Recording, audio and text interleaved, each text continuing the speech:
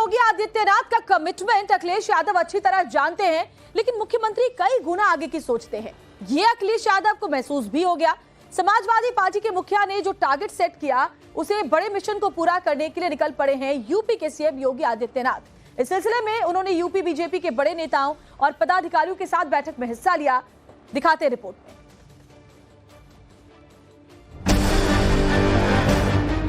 अखिलेश यादव अगर एक सोचते हैं तो योगी आदित्यनाथ के दिमाग में दो होता है। अखिलेश यादव अगर एक और एक को 11 में कन्वर्ट करना चाहते हैं तो योगी आदित्यनाथ 111 यानी 111 पर फोकस करते हैं। यानी अखिलेश यादव के आंकड़े से ज्यादा बड़ा आंकड़ा होता है योगी आदित्यनाथ के जहन में। और 2027 का चुनाव जीतने के लिए कुछ इसी तरह का प्लान बनाया है मुख्यमंत्री योगी आदित्यनाथ। समाजवादी पार्टी यूपी में 50 लाख नए वोटर हासिल करना चाहती है, तो बीजेपी यूपी में 1 करोड़ नए सदस्य जोड़ने का अभियान शुरू करने वाली है। इसके लिए बीजेपी ने ग्राउंड लेवल पर प्रैक्टिस करनी शुरू कर दी है और इसकी शुरुआत लखनऊ में बीजेपी कार्यालय से हुई। यहाँ पे तमाम जो कार्यकर्ता हैं बीजेपी के, उनको बुलाया गया है ताकि सदस्यता अभियान को कैसे आगे बढ़ाया जाएगा उसके लिए अलग अलग सेक्टर बनाए गए हैं, चाहे वो अवध क्षेत्र हो, काशी हो, ब्रज हो, कानपुर हो, पश्चिम हो, गोरखपुर हो। सभी जो क्षेत्र हैं बीजेपी के, उन क्षेत्रों के कार्यकर्ताओं को, करीब 1,500 कार्यकर्ताओं को यहाँ पर बुलाया गया है, जो इस मेंबरशिप ड्राइव को आगे बढ़ाएंगे।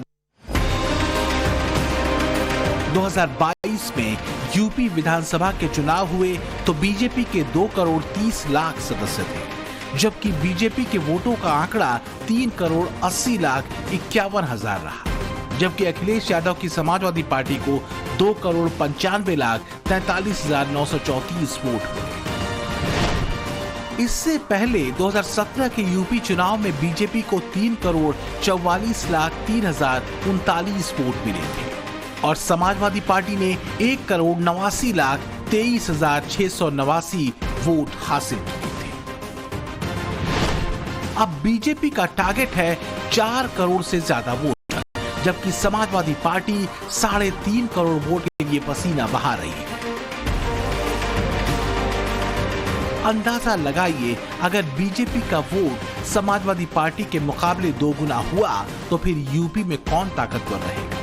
समाजवादी पार्टी इसके लिए पीडीए के भरोसे है, तो वहीं बीजेपी 1 सितंबर से यूपी में अपना मिशन शुरू कर देगी। इसके लिए सीएम योगी से लेकर डिप्टी सीएम और बीजेपी संगठन ने पूरा ब्लूप्रिंट तैयार कर लिया है। हम कार्यकर्ता आधारित संगठन है और इस संस्था के माध्यम से हम घर घर जाएंगे, सब लोगों को जोड़ेंगे, बूथों को मजबूत करेंगे और हमारा सदस्यता अभियान 1 सितंबर से प्रारंभ होगा। ऐतिहासिक सदस्यता करना है।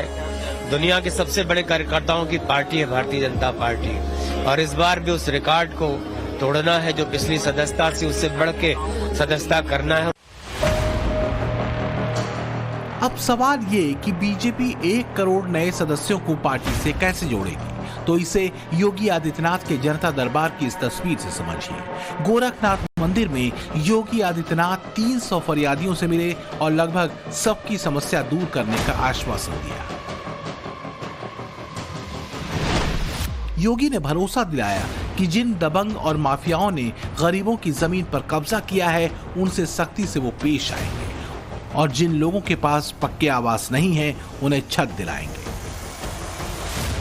इसके बाद योगी ने रोड टू स्कूल प्रोजेक्ट की शुरुआत की, जिसका फायदा 17,000 से ज्यादा छात्रों को मिलने वाला है। जब छात्रों को पढ़ाई का बेहतरीन माहौल मिलेगा तो जाहिर है उनके माता पिता भी योगी की कार्यशैली के मुरीद होंगे। यूपी के हर बीजेपी सांसद और प्रदेश मंत्री को टास्क दिया गया है कि वो 20,000 नए सदस्य बनाएं। विधायक और प्रदेश पदाधिकारियों से 10-10 हजार नए मेंबर बीजेपी से जोड़ने को कहा गया है। हर बूथ पर कम से कम 200 नए कार्यकर्ता जोड़ने का मिशन है, जबकि नॉन पॉलिटिकल में 1 लाख यूथ भी योगी के प्लान का हिस्सा है। बीजेपी को उम्मीद है कि अखिलेश को लगातार तीसरी बार हराने में इस बार यही नए वोटर उसकी मदद करेंगे। आदरणीय हमारे राष्ट्रीय अध्यक्ष जी का आदेश है कि हम पूरे देश में विश्व की सबसे बड़ी पार्टी भारतीय जनता पार्टी के जिसको हम लोग कहते हैं तो सबसे ज्यादा सदस्य हमारे हैं। तो सदस्यता अभियान को 1 सितंबर से हम लोग पुनः आरंभ करने जा रहे हैं। उसी को लेकर आज इस बैठक में हम लोग उपस्थित हुए हैं। 24 के चुनावी नतीजों के बाद योगी के लिए यूपी की टक्कर मुश्किल बताई जा रही थी, खासकर सरकार वर्सेस संगठन की बहस के बाद। मगर अब योगी प्लस मौर्य का कॉम्बिनेशन अखिलेश को डबल फाइट देने को तैयार है। कि हमारी डबल इंजन की सरकार स्वतंत्र भारत के इतिहास में सबसे अच्छा काम कर रही है। दुनिया में मोदी जी जैसा नेता कोई दूसरा है क्या? देश में मुख्यमंत्री योगी आदित्यनाथ जी जैसा दूसरा मुख्यमंत्री है क्या?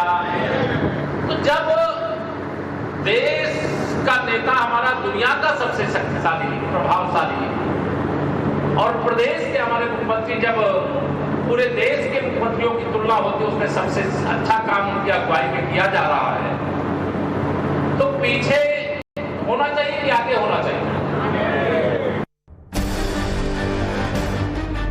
लखनऊ में बीजेपी की कार्यशाला हुई तो इसकी तस्वीर भी नजर आई। एक ही मंच पर योगी और केशव प्रसाद मौर्य की मौजूदगी अखिलेश के समीकरण को डीरेल करा सकती है। दरअसल समाजवादी पार्टी को 2022 के चुनाव में जब 2,95,00,000 वोट मिले और 2024 के लोकसभा चुनाव में यह आंकड़ा 2,94,00,000 ही रहा, यानी 2 साल से वोटों के लिहाज से कोई फर्क नहीं पड़ा।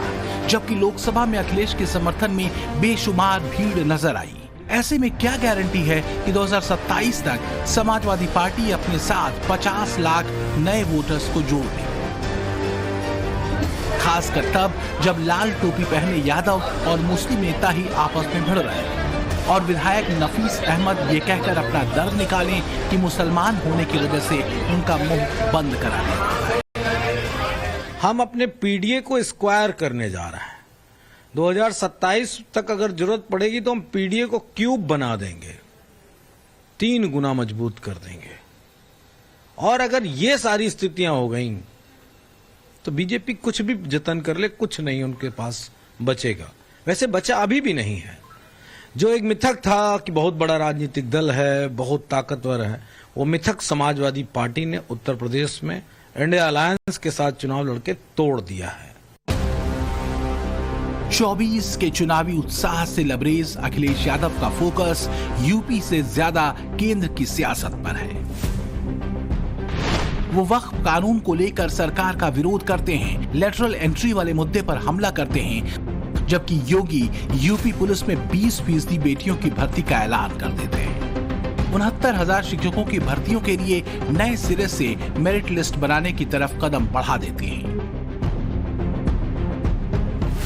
योगी खुद कैमरे पर भरोसा दिला रहे हैं कि वो यूपी को उस शिखर पर ले जाएंगे जहां विकास का एक ही पैमाना होगा। उत्तर प्रदेश में 54 ऐसी बस्तियां थी जो 100 वर्ष पहले बसाई गई थी, लेकिन आजादी के बाद भी उनको वोटिंग राइट नहीं थी। 2017 तक उनको कोई वोटिंग राइट नहीं थी, उनको कोई राशन कार्ड नहीं बनता था।